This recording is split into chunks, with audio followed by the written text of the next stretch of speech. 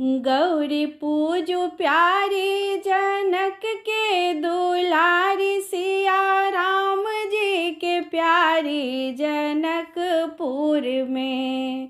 गौरी पूजू प्यारी जनक के दुलारी, सिया राम जी के प्यारी जनकपुर में। गौरी पूजू है प्यारी जनकपुर में। गौरी पूजू सुकुमारी जनकपुर में। दशरथ जी के बारी में लागल फूल बारी है, लागल फूल बारी अवधपुर में। दशरथ जी के बारी में लागल फूल बारी है, लागल फूल बारी अवधपुर में।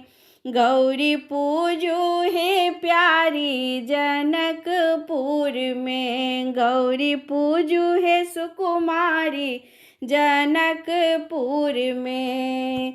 गौरी पूजू प्यारी जनक के दुलारी, सिया राम जी के प्यारी जनकपुर में।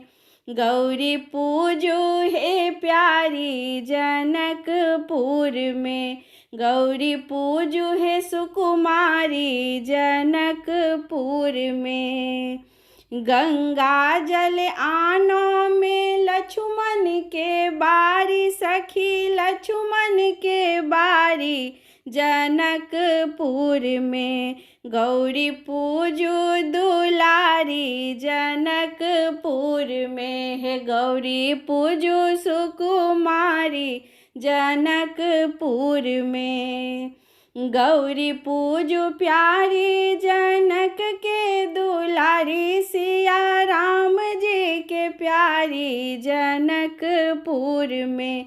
गौरी पूजू है प्यारी जनकपुर में। गौरी पूजू है दुलारी जनकपुर में। सिंदूर कौशल्या दिलन सोना के क्यौरी में, सोना के क्यौरी जनकपुर में।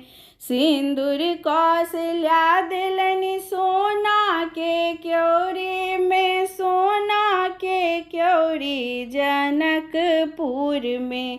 गौरी पूजू है दुलारी जनकपुर में। गौरी पूजू सुकुमारी जनकपुर में। गौरी पूजू प्यारी जनक के दुलारी, सिया राम जी के प्यारी जनकपुर में। गौरी पूजू है प्यारी जनकपुर में। गौरी पूजू सुकुमारी जनकपुर में।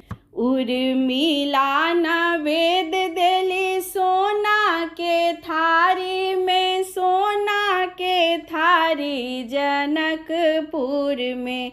गौरी पूजू है दुलारी जनकपुर में। गौरी पूजू सुकुमारी जनकपुर में। गौरी पूजू प्यारी जनक के दुलारी, सिया राम जी के प्यारी जनकपुर में। गौरी पूजू है दुलारी जनकपुर में। गौरी पूजू सुकुमारी